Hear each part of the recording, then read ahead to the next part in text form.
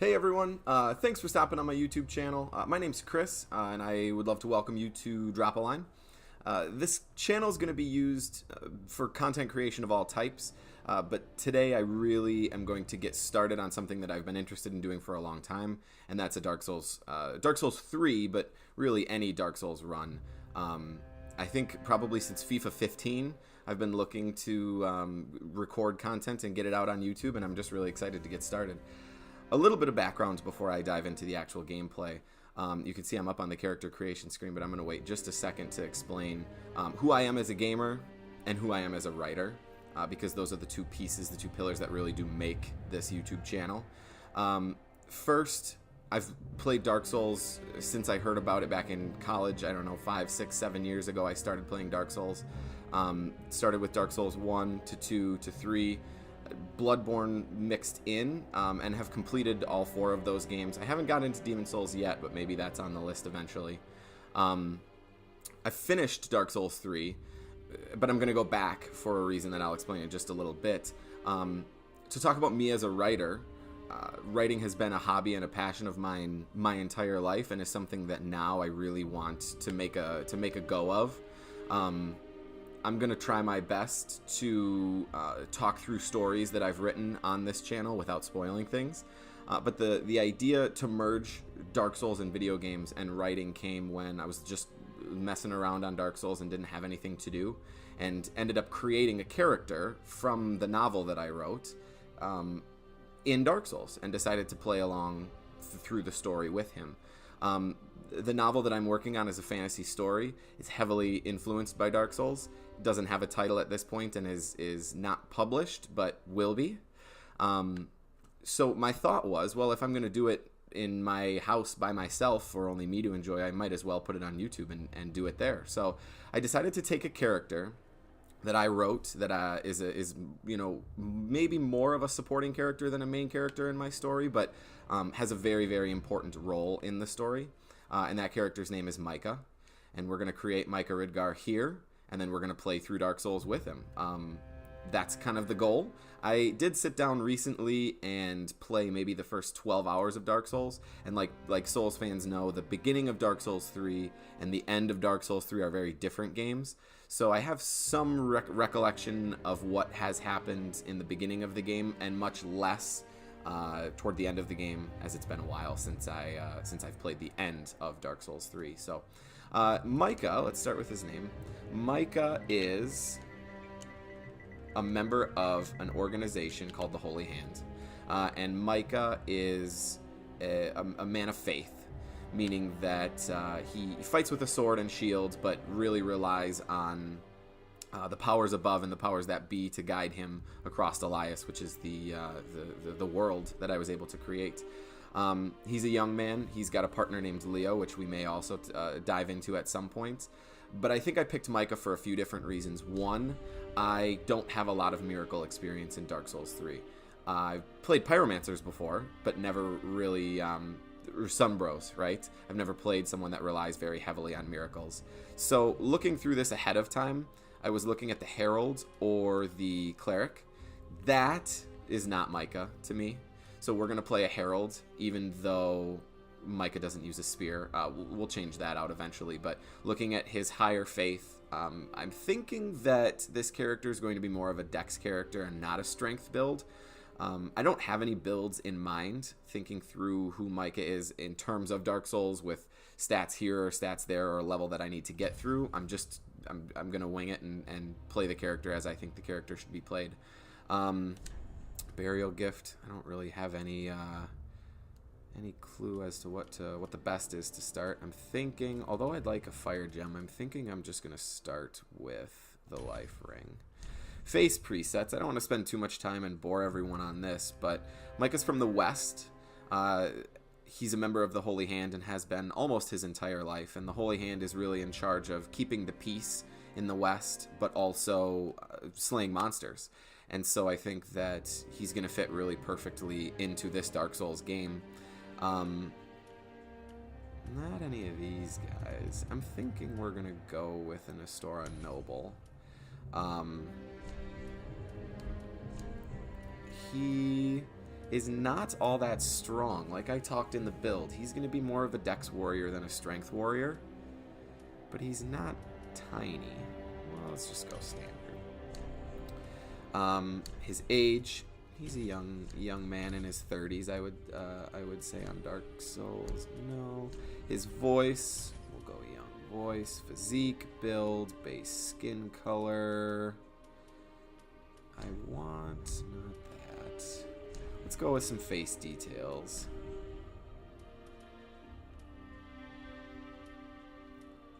That looks fine. Biggest thing is I need to change his hair color. Go like Sandy. His hair cut. Not the female hair. He just kind of looks like a monk here.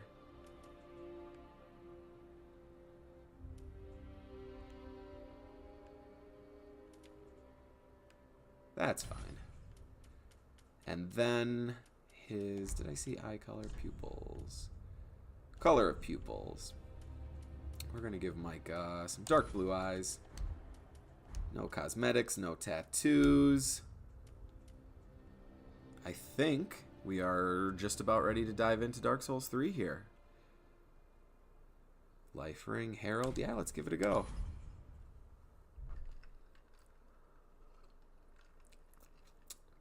I'm going to challenge you as we go through this playthrough and this series to notice, you know, as I talk about things that happen in the story, in, on Elias, I'm going to challenge you to notice the similarities in Dark Souls 3, well, the whole Dark Souls series, but, you know, Dark Souls 3 specifically. These games have played such an integral part of who I am as a writer and how I enjoy fantasy and, you know, science fiction type stories and games and everything. So I'll be quiet here and let you watch the intro, and then we'll get into it.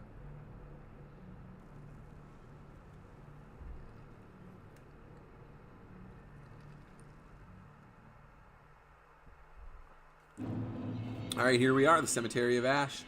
Oh, Micah looks good. I like this armor. I wonder, what is this? The Herald armor, of course. Okay. Man, I don't know much about talismans, and we've got to heal. Another thought is, I'm going to try not to summon people to help. Yeah, the spear is cool. It's going to make me wish that Micah did fight with a spear. I talked about not wanting to summon help. I want to work on learning the movesets and understanding the character and doing my best on my own. But I also want to look at myself as a Dark Souls player and say, you know what? I am not a good parrier. I have never ever been good at it, and so I've never done it. And I can get better at that, right? Micah's a warrior that will rely on Roraz, on the power of Roraz, of God above, but will also need to use his sword and shield in certain situations. A real warrior deflects and parries attacks, right? And so I understand that I might not be good at it, but I'd like to try to get better at it. So now, if I'm remembering correctly, there is a gigantic crystal lizard down here. Yep.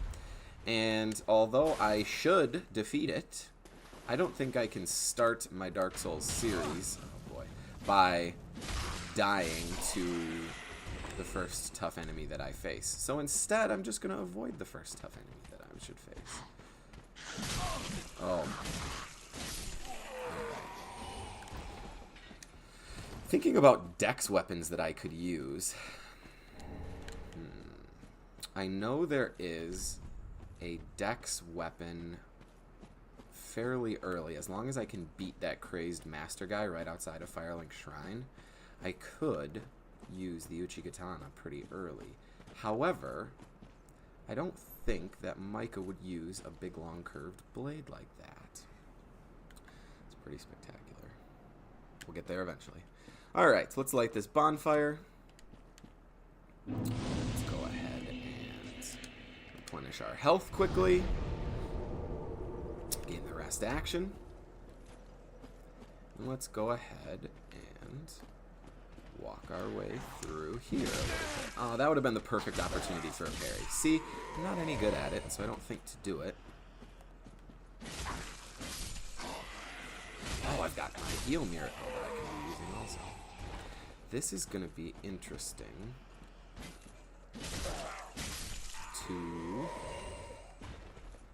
try fighting the man through that first gate. Whoops. With this spear. I wonder if I'll be able to do it. Alright, I think we have to go up this way. And this is the... Okay, I've got to land on that coffin. So let's do this. Let's go here and jump. Oh, I missed. Watch, this whole playthrough is just going to be me attempting difficult things like that. Missing and then having to walk back up and around.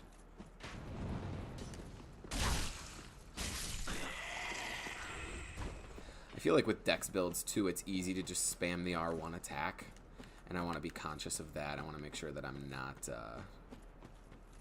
here we go. There it is. I want to make sure that I'm not just spamming that stun lock and everything like that. So we'll see.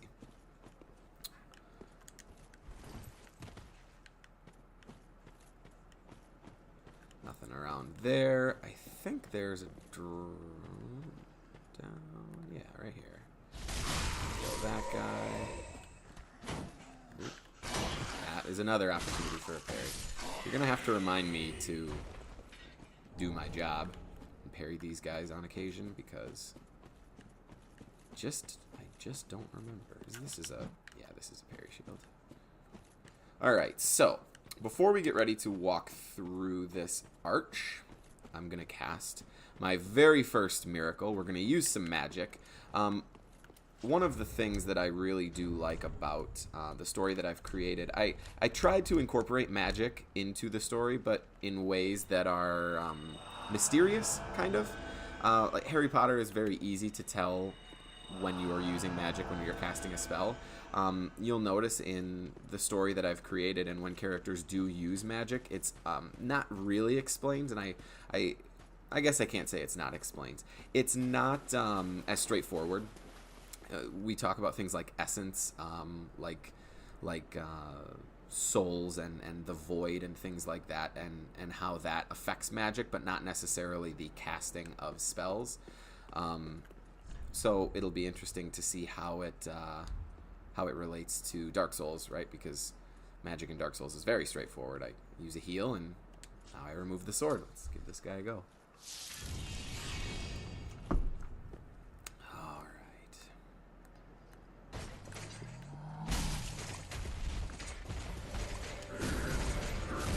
Oh boy.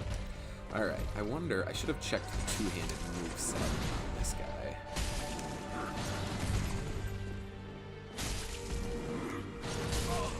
Too early on that.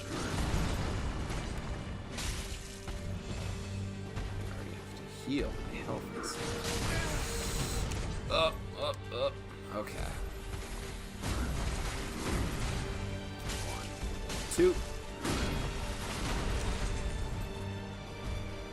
I do wish that this was the first time fighting this boss, because knowing what I won't say.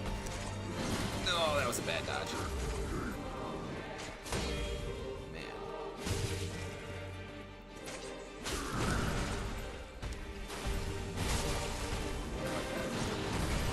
Roll.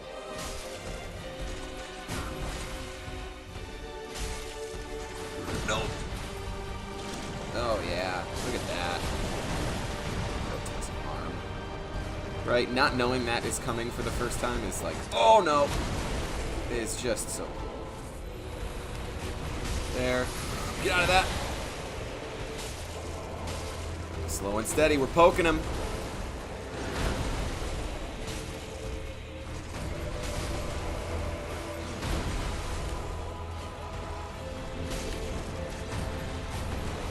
Oh, lost him.